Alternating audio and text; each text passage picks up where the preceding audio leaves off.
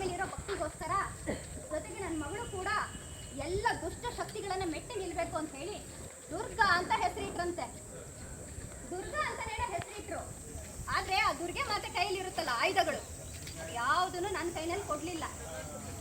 ಬಹುಶಃ ಕೊಟ್ಟಿದ್ರೋ ಏನೋ, ಎಷ್ಟು ಕಾಲ ಬದುಕಲಿಲ್ಲ. ನಾನು ಬೆಳೆದಿದ್ದೆಲ್ಲ ನಮ್ಮ ಅಜ್ಜಿ ಮತ್ತು ಅಮ್ಮನ ಜೊತೆ. ಸುಂದರವಾಗಿರುವಂತ ಬಾಲ್ಯ ನಂದು. ಹೆಚ್ಚು ಇಲ್ಲ, ಕಡಿಮೆನೂ ಇಲ್ಲ. ಜಾಸ್ತಿ ಹೇಳಿದ್ರೆ ನಿಮ್ಗೆಲ್ಲ ಬೋರ್ ಅನ್ನಿಸ್ಬೋದು. ಆ ಸುಂದರವಾಗಿರುವಂತ ಬಾಲ್ಯಕ್ಕೂ ಕೂಡ ಒಂದು ಕೊನೆ ಬಂತು. ಸಾಮಾನ್ಯವಾಗಿ ಹೆಣ್ಮಕ್ಳು ಬಾಲ್ಯಕ್ಕೆ ಯಾವ ಕೊನೆ ಬರುತ್ತೆ ಹೇಳಿ? ಮದ್ವೆ ಆಯ್ತು. ನನಗೂ ಕೂಡ ಮದ್ವೆ ಆಯ್ತು. ನನ್ನ ಗಂಡ ನೋಡಕ್ಕೆ ಸುಮಾರಾಗಿ ತೆಳ್ಳಿಗೆ ಬೆಳ್ಳಿಗೆ ಇದ್ದ. ವರದಕ್ಷಿಣೆ ತಗೊಂಡಿರ್ಲಿಲ್ಲ ನೋಡಿ. ವರದಕ್ಷಿಣೆ ತಗೊಂಡಿಲ್ಲ ಅಂದ್ರೆ ಖುಷಿನೇ ಅಲ್ವಾ? ನಮ್ಮನೆ ಜನರಿಗೂ ಬಹಳ ಖುಷಿಯಾಗಿತ್ತು. ಆದ್ರೆ ನನ್ನ ಬದುಕಲ್ಲಿ ಏನಂತ ಸಂತೋಷ ಇರಲಿಲ್ಲ. ಅವನು ಯಾವಾಗ್ಲೂ ಕೂಡ ಅವನದೇ ಆದಂತ ಕೆಲಸ ಕಾರ್ಯಗಳಲ್ಲಿ ಜಂಜಾಟಗಳಲ್ಲಿ ಮುಳುಗೋಗಿರ್ತಾನೆ. ವೇದಿಕೆಗಳ ಮೇಲೆ ದೊಡ್ಡ ದೊಡ್ಡ ಆದರ್ಶದ ಮಾತುಗಳನ್ನು ಕೂಡ ಮಾತಾಡ್ತಾ ಇದ್ದ. ಆದ್ರೆ ಬಹುಶಃ ಅವನ ಆದರ್ಶದೊಳಗಡೆ ನಾನಿರ್ಲಿಲ್ಲ ಅಂತ ಅನ್ಸುತ್ತೆ. ಹೀಗೆ ಬದುಕು ತುಂಬಾ ಒಂಥರ ನಿರಾಯಸವಾಗಿ ಸಾಗ್ತಾ ಇತ್ತು. ಹೀಗಿರ್ಬೇಕಾದ್ರೆ ಒಂದಿನ ಫೋನ್ ಬಂತು. ಹಲೋ ದುರ್ಗಾ, ಸಂಜೆ ಬೇಗ ಮನೆಗೆ ಬರ್ತೀನಿ, 6 ಗಂಟೆ ಒಳಗಡೆ ರೆಡಿಯಾಗಿರೋ, ಹೊರಗಡೆ ಕರ್ಕೊಂಡು ಹೋಗ್ತೀನಿ ಅಂತ ಹೇಳ್ದ. ಮದುವೆ ಆಗಿ ಇಷ್ಟು ವರ್ಷಗಳಾಗಿದ್ರು ಕೂಡ ಒಂದೇ ಒಂದಿನ ನಾವಿನ್ನೂ ಹೊರಗಡೆನೆ ಹೋಗಿರ್ಲಿಲ್ಲ. ಇದ್ದು ಅವನೇ ಫೋನ್ ಮಾಡಿ ಹೊರಗಡೆ ಹೋಗೋಣ ಅಂದಿದ ತಕ್ಷಣ ಹಬ್ಬ ಸ್ವರ್ಗನೇ ನನ್ನ ಕೈ ಸಿಕ್ಕಂಗೆ ಆಗೋಯ್ತು. ಬಹಳ ಖುಷಿ ಆಗೋಯ್ತು. ನಾನು ಸೀರೆ ಯಾವ್ದು ಉಟ್ಕೊಳ್ಳಿ ಅಂತ ಸೀರೆ ಆಯ್ಕೆ ಮಾಡೋದಕ್ಕೆ ಅರ್ಧ ಗಂಟೆ ಸಮಯ ತಗೊಂಡೆ. ಹೋದೆ ನೀರಿನಲ್ಲಿ. ಅವನಿಗೆ ಹಸಿರು ಬಣ್ಣದ ಇಷ್ಟ ಅಂತ ಕೇಳಿದ್ದೆ. ಹಾಗಾಗಿ ಹಸಿರು ಬಣ್ಣದ ಸೀರೆನೇ ಹಾಕೋಣ ಅಂತ ಹೇಳಿ ನಾನು ಹಸಿರು ಬಣ್ಣದ ಸೀರೆ ತಗೊಂಡು ಹಾಕ್ಕೊಂಡೆ. ಅದು ಕೊಪ್ಪುವಂತ ಬ್ಲೌಸು ಕೂಡ ಹಾಕ್ಕೊಂಡೆ.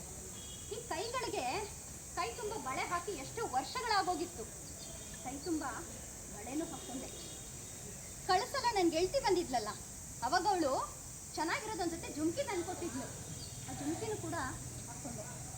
ಸ್ವಲ್ಪ ಕಣ್ಣಿಗೆ ಅಡುಗೆನೂ ಹಚ್ಕೊಂಡೆ. ಇದ್ರ ಜೊತೆಗೆ ಬಣ್ಣನೂ ಬಳಸ್ಕೊಂಡೆ. ನೋಡಿದೆ ಸ್ವಲ್ಪ ಜಾಸ್ತಿ ಆಯ್ತೇನೋ ಅಂತ ಅನ್ನಿಸ್ತು. ಆದರೂ ಅವ್ನಿಗೆ ಇಷ್ಟ ಆಗ್ಬೋದೇನೋ ಅಂತ. ಅವನು ಎಷ್ಟು ಗಂಟೆಗೆ ಬರ್ತೀನಿ ಅಂತ ಹೇಳಿದ್ದ ಹೇಳಿ? 6 ಗಂಟೆಗಲ್ವಾ? ನಾನು 4 ಗಂಟೆಗೆ ತಯಾರಾಗ್ಬಿಟ್ಟಿದ್ದೆ. ಕನ್ನಡಿನ ನೋಡ್ಕೊಂಡ. ಹೊರಗಡೆ ಬಾಗಿಲಲ್ಲಿ ಬಂದು ಬಣ್ಣ ಅಂತ ನೋಡಿದೆ. ಮತ್ತೆ ಹೊರ ಬಂದು ಕನ್ನಡಿ ಮುಂದೆ ನೋಡ್ಕೊಂಡೆ. ಮೇಕಪ್ ಹಾಳಾಗಬಾರ್ದಲ್ವಾ, ಅದಕ್ಕೆ ಮತ್ತೆ ಹೊರಗಡೆ ಬಂದು ಬಣ್ಣ ಅಂತ ನೋಡಿದೆ. ಮತ್ತೆ ಹೊರಗಿ ಹೀಗೆ ಕನ್ನಡಿ ನೋಡಿದ್ದು ಎಷ್ಟು ಬಾರಿನೋ ಬಾಗಿಲು ನೋಡಿದ್ದು ಕೂಡ ಅಷ್ಟೇ ಬಾರಿ. ಕೊನೆಗೆ ಕಾದು ಕಾದು ಕಾದು ಸುಸ್ತಾಗಿ ಅಲ್ಲೇ ಇತ್ತ ಸೋಫಾ ಹತ್ರ ಕುತ್ಕೊಂಡು ನಿದ್ದೆ ಮಾಡಿಬಿಟ್ಟೆ. ಅವನು ಎಷ್ಟೊತ್ತಿಗೆ ಬರ್ತೀನಿ ಅಂತ ಹೇಳಿದ್ದ ಹೇಳಿ? 6 ಗಂಟೆ. ಅವ್ನು ಮನೆಗೆ ಬಂದಾಗ ಗಂಟೆ 9 ಆಗಿತ್ತು. ಬರ್ಬೇಕಾದ್ರೆ ಬೂಟಿನ ಸದ್ದು ಕೇಳಿಸ್ತು. ನಾನು ಬಡಬಡ ಅಂತ ಹೋದೋಳೆ. ಇವತ್ತು ಆಫೀಸಲ್ಲಿ ಕೆಲಸ ಜಾಸ್ತಿ ಇತ್ತು. ಬಹುಶಃ ಆಫೀಸಲ್ಲಿ ಕೆಲಸ ಜಾಸ್ತಿ ಇತ್ತು ಅನ್ಸುತ್ತಲ್ವ ನಿಮಗೆ? ನಾನು 4 ಗಂಟೆಗೆ ತಯಾರಾಗ್ತಿದ್ದೆ. ಯಾಕೆ ಯಾಕೆ ಅಲ್ಲ, ನೀವು ಹೇಳಿದ್ರಲ್ಲ ಹೊರಗಡೆ ಹೋಗೋಣ ಅಂತ, ಅದಕ್ಕೆ ನಾನು ಆಗಲೇ ತಯಾರಾಗಿ ಕೂತ್ಬಿಟ್ಟಿದ್ದೆ. ಆಗಲೇ ಅವನು ನನ್ನನ್ನು ಅಡಿಯಿಂದ ಮುಡಿವರೆಗೂ ಒಂಥರ ಕೈವಾಗ ನೋಡ್ದವನೇ, ನೀನನ್ನ ಈ ಸುಖಕ್ಕೆಲ್ಲ ಮದುವೆ ಮಾಡ್ಕೊಂಡಿದ್ದೆ, ಹೀಗೆ ಅಲಂಕಾರ ಮಾಡ್ಕೊಂಡು ನಲಿನಿ ಅಂತಲ್ಲ ಅಂತ ಹೇಳಿ ಜೋರಾಗಿ ಕಪಾಲಕ್ಕೆ ರಫ್ ಅಂತ ಹಾರಿಸ್ಬಿಟ್ಟ.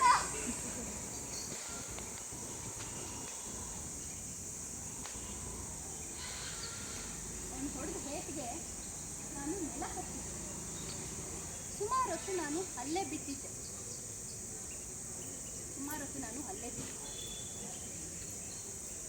ಅಜ್ಜಿ ಮತ್ತೆ ಅಮ್ಮನ ಜೊತೆ ಬೆಳೆದೋಳು ನೋಡಿ ಅಂತ ಯಾವ ಅನುಭವನೂ ನನಗೆ ಆಗಿರಲಿಲ್ಲ. ಮೊದಲ ಹೇಟು ಆಕಾಶದಿಂದ ಬೆಟ್ಟದ ಕೆಳಗಡೆಯಿಂದ ನೂಕದಂತ ಅನುಭವ ನನಗೆ. ಅವನು ನೋಡೋದಿಕ್ಕೆ ಸಾಧಾರಣ ಸಣಕಲು ಮನುಷ್ಯ. ನಾನು ತಡೆದು ನಿಲ್ಲಿಸ್ಬೋದಾಗಿತ್ತು. ಆದರೂ ನಾನು ಯಾಕೆ ತಡೀಲಿಲ್ಲ? ನಾನು ಯಾಕೆ ನಂಗೆ ಹೊಡೆಯೋದಕ್ಕೆ ಬಿಟ್ಟೆ? ಗೊತ್ತಿಲ್ಲ. ಜೀವನದಲ್ಲಿ ಅವಮಾನವನ್ನು ಸಹಿಸಿಕೊಳ್ಳುವಂಥ ಮೊದಲ ಪಾಠ ಆಗಿತ್ತು. ಆದರೆ ಇದು ಅಲ್ಲಿಗೆ ಕೊನೆ ಆಯ್ತಾ ಅಂದರೆ ಅಲ್ಲಿಗೆ ಕೊನೆ ಆಗಲಿಲ್ಲ. ಮೊದಲು ನಾನು ಒಬ್ಬಳೇ ಇದ್ದಾಗ ಹೊಡಿತಾ ಇದ್ದ. ಆಮೇಲೆ ನಮ್ಮ ಮನೆಯವ್ರ ಎದುರುಗಡೆ ಹೊಡೆದ. ಕೊನೆಗೆ ನಮ್ಮ ಜಗಳ ಬೀದಿಗೂ ಕೂಡ ಬಂತು. ಹೊಡೆಯೋದು ಅವನಿಗೂ ಸಾಮಾನ್ಯ ಆಗೋಯ್ತು, ಹೊಡೆಸ್ಕೊಳ್ಳೋದು ನನಗೂ ಸಾಮಾನ್ಯ ಆಗೋಯ್ತು, ಅದು ನೋಡೋರ್ಗೂ ಸಾಮಾನ್ಯ ಆಗೋಯ್ತು. ಹೀಗೆ ಬದುಕು ಬರೀ ನೋವು ಜಂಜಾಟದಲ್ಲೇ ಕಳೀತಾ ಇತ್ತು. ಹೀಗಿರ್ಬೇಕಾದ್ರೆ ಒಂದಿನ ನನಗೆ ಭಾಳ ಹುಷಾರಿರಲಿಲ್ಲ ಅಂತ ಅನಿಸುತ್ತೆ. ತುಂಬ ಜ್ವರ ಬಂದಿತ್ತು. ತುಂಬ ಸುಸ್ತಾಗಿ ನಾನು ಮಲ್ಕೊಂಡ್ಬಿಟ್ಟಿದ್ದೆ. ಎದ್ದು ನಡೆಯೋಕ್ಕೂ ಕೂಡ ನನ್ನ ಕೈಲಿ ಆಗ್ತಾ ಇರಲಿಲ್ಲ. ಹೀಗಿರ್ಬೇಕಾದ್ರೆ ಜೋರು ಧ್ವನಿ, ದುರ್ಗಾ! ನಾನು ಹೇಳ್ಕೊಂತಾನೆ ಹೋದೆ. ಈ ಶರ್ಟು ನಾಳೆಗೆ ಹಾಕ್ಲಿಕ್ಕೆ ಬೇಕಿತ್ತು ಕಣೆ, ಇನ್ನು ಇಲ್ಲೇ ಬಿದ್ದಿದ್ದಲ್ಲೇ ಅಂತ ಹೇಳಿ ಹೊಡೆಯೋದಕ್ಕೆ ಕೈ ಎತ್ತದ ನೋಡಿ. ಆಗ ಏನಾಗಿತ್ತು ನನಗಂತೂ ಗೊತ್ತಿಲ್ಲ. ಬಹುಶಃ ಆ ದುರ್ಗೆನೆ ನನ್ನ ಮೈ ಮೇಲೆ ಬಂದಿದ್ಲು ಅಂತ ಅನ್ಸುತ್ತೆ. ಒಳ್ಳೆ ಇದ್ದಂತ ಬಡಿಗೆ ತಗೊಂಡು ಹಂಗೆ ಒಂದು ಬಿಟ್ಟೆ.